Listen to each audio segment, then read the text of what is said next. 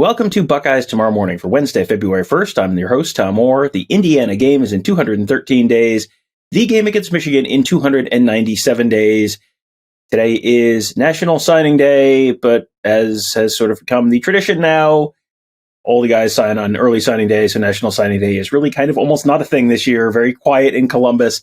We will, however, be over at the Woody Hayes Athletic Center on Wednesday morning, talking to Ryan Day, talking to all 10 of Ohio State's assistant coaches, as well as Marc Pantoni, and also a new graduate assistant linebacker coach, James Laurinaitis. So we'll be streaming a lot of that stuff for you live at youtube.com/Buckeye Huddle all morning long. So make sure you are subscribed there and hit that bell so you get the notifications. You can watch those live as they happen.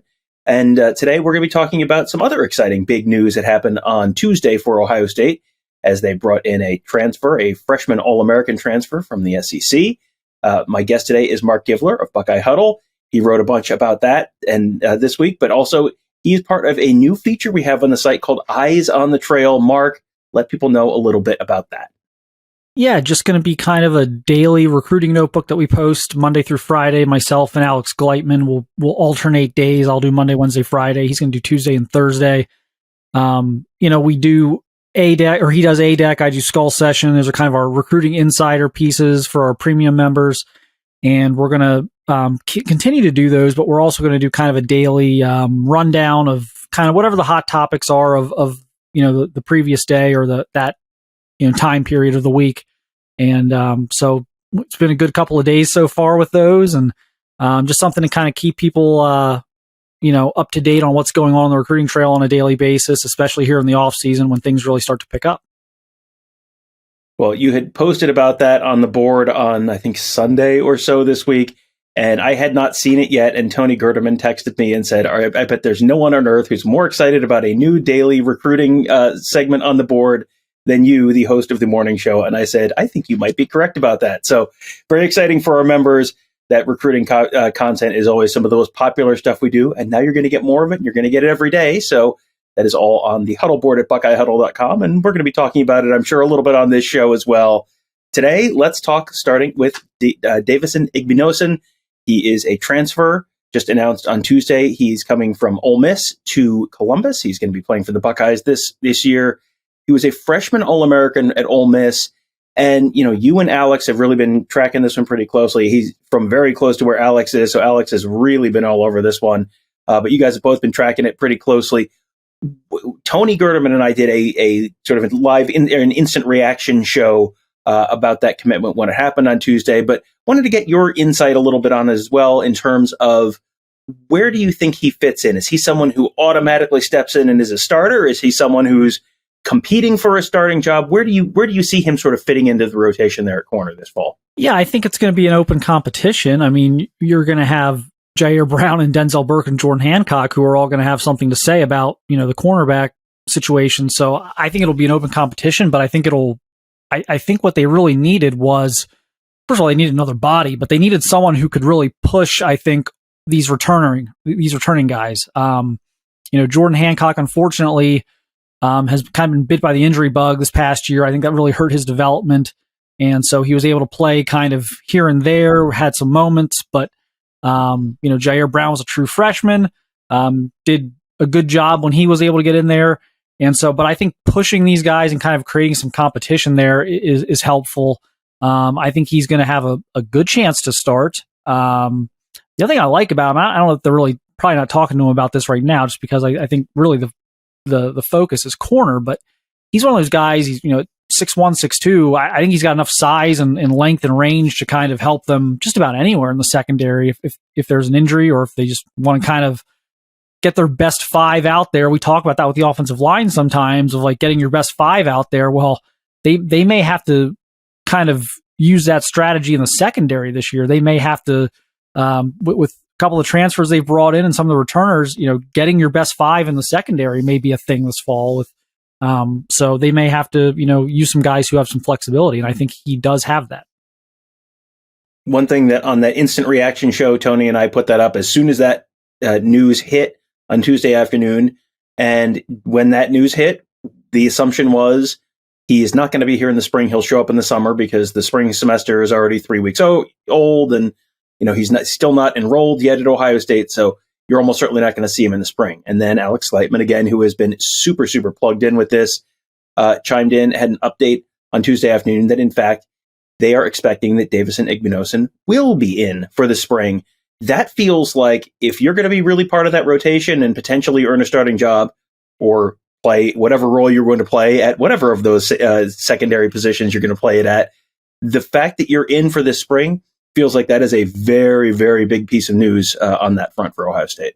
Yeah, I think it's really critical for him in terms of just learning the defense. And especially, again, if we're talking about getting best five out there, if you've got to learn one or two different spots, if you got to learn two different spots or, guys need to, get moved around to try and find the right combination, I think spring is the time to tinker around with that stuff. You don't want to be doing that in August. You really, this is the time of year where you can kind of try some different combinations and try some things. So I think it's really important for both him and the team to kind of get this thing going here immediately. And then again, they can work through some things in the spring so that they're, when they regroup again in August, they already kind of know where everyone's slotting in and can kind of move forward from there.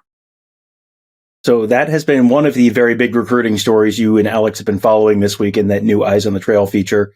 Another one is the offensive line recruiting, and especially the in-state offensive line recruiting feels like they have really, kicked it into about third or fourth gear and just in the last couple of weeks, a lot of offers going out. The latest one that went out on Tuesday is to Marc. He is the second Toledo area offensive lineman to earn an Ohio State offer just in the last couple of days.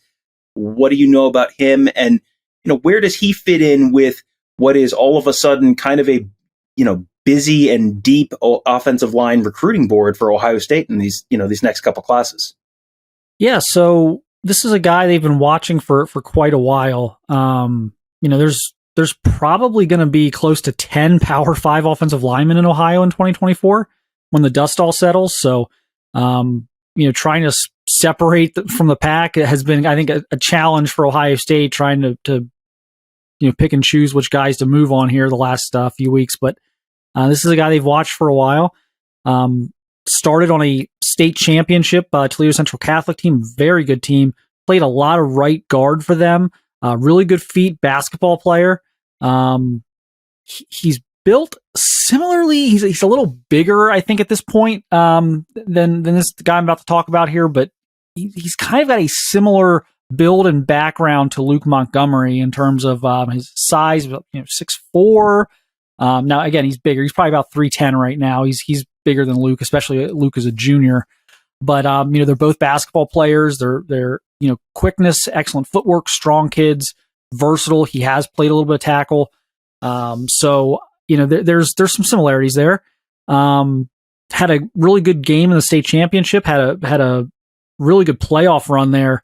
One of those guys you watch kind of his film. He pulls. He's a guy who arrives with bad intentions. He's an explosive kid.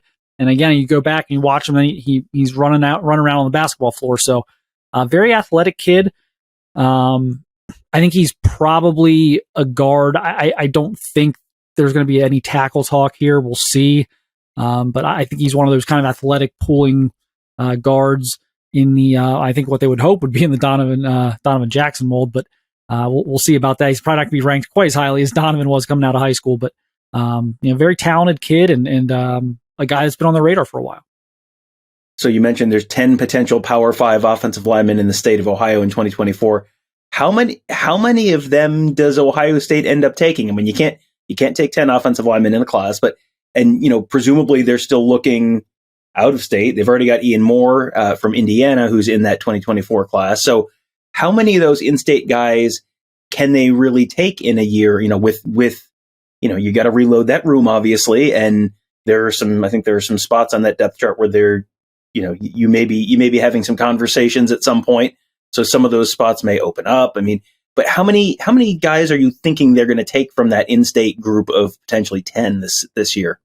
Well, they've offered 3 so far. I think 3 is going to end up being about the right number. There's always a chance it could stretch to 4 based on how they do out of state, based on if they take 5 versus if they take 6 offensive linemen in this class. I mean, it kind of depends what the final number is as well. But I think you're going to probably have to take at least 3. it's not a good out-of-state class nationally at the offensive line. I've been talking about this on the site here the last couple of weeks, and people are kind of wondering where are these 5-star offensive tackles. Well, there aren't any. I'm not exaggerating. There literally aren't any right now.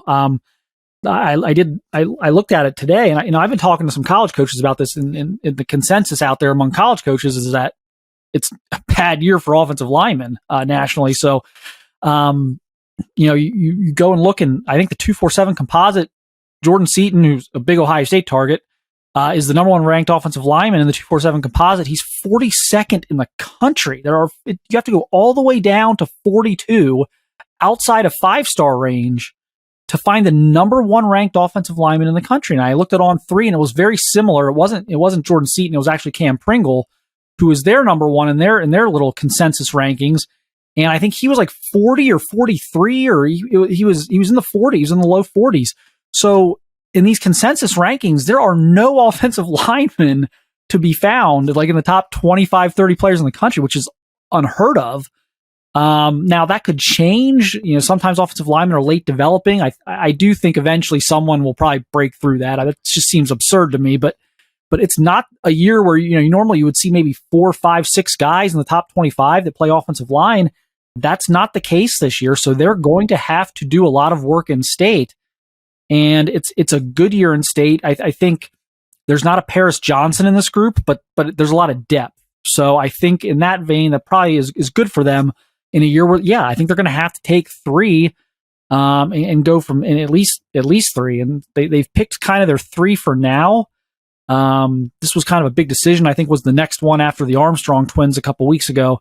And I think they've kind of made their call now. We'll see. William Satterwhite's still out there from Akron-Hoban. It's a guy they're looking at, and there's a few other guys they're looking at. But this could be it for a little bit in terms of the in-state O-line offers.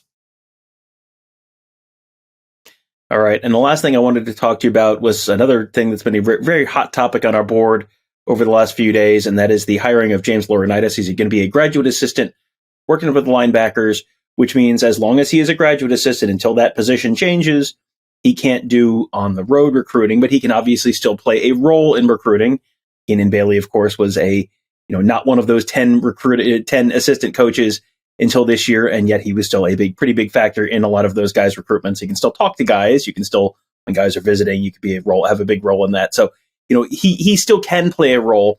The question is, how much of an impact will he have? Because, I think there's sort of a natural inclination to compare him to Brian Hartline, kind of same era of Ohio State player, very popular guys when they were players, and now, assistant coaches at Ohio State together as well. Can he have, I don't know that it's fair to ask, can he have a Brian Hartline level, impact on the recruiting trail, but what kind of a recruiter are people sort of expecting him to be in the somewhat limited role that he's going to have, so at least starting out?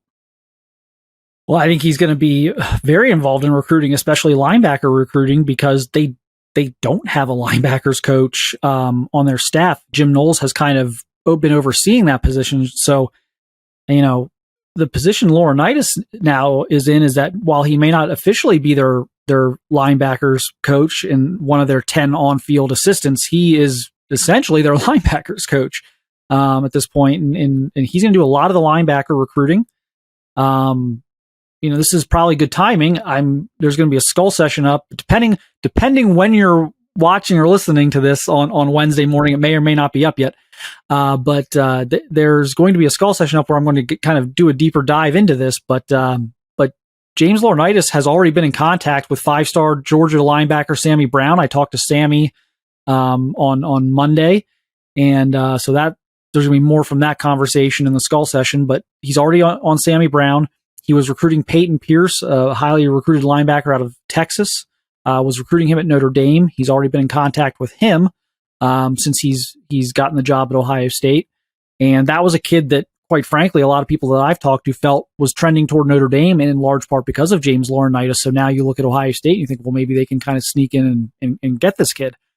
So he's going to do a lot of the heavy lifting recruiting wise. And, to your point, he's not able to go on the road at this time. Will that change before the season starts? I don't know. Do I think we'll be sitting here in a year and he's not one of their full-time 10 assistants, I would be surprised. I think they're going to fast track him. It's just how fast can they track him? Yeah, is he on the local or is he on the express? And we're going to probably get hopefully a chance to sort of start figuring that out, because Ohio State, one of the things that sort of is a little bit of a gray area right now is Ohio State put out a big fancy press release about Ryan Day announces his offensive assistant coaches, and there hasn't been any kind of press release about Ryan Day announces his defensive and special teams assistant coaches yet this year. So we're going to get a chance to talk to Ryan Day about that on Wednesday morning. So you have that to look forward to. You have Marc's Skull Session column to look forward to. There's a whole lot of stuff to look forward to at BuckeyeHuddle.com on Wednesday. So if you have not signed up, why don't you go ahead and sign up? You get access to that Skull Session column, Alex's ADEC column, Tony's What I Know, What I Think, What I Wonder, that new Eyes on the Trail feature, every day new recruiting coverage. That is all a pretty good deal, and what is shaping up to start being a pretty interesting 2024 class as that starts to take shape, both at Ohio State and nationally. So you can sign up today at BuckeyeHuddle.com, and again, make sure you're subscribed to our YouTube channel, youtube.com/BuckeyeHuddle. We're going to have a whole bunch of coach interviews coming, including James Laurinaitis, including Marc Pantoni, including the 10 full-time on-field assistants, and Ryan Day. That'll all be coming up Wednesday morning at youtube.com/BuckeyeHuddle. So make sure you're subscribed for all of that. That will do it for today. Thank you guys all for joining us. Have a great day. We'll talk to you tomorrow.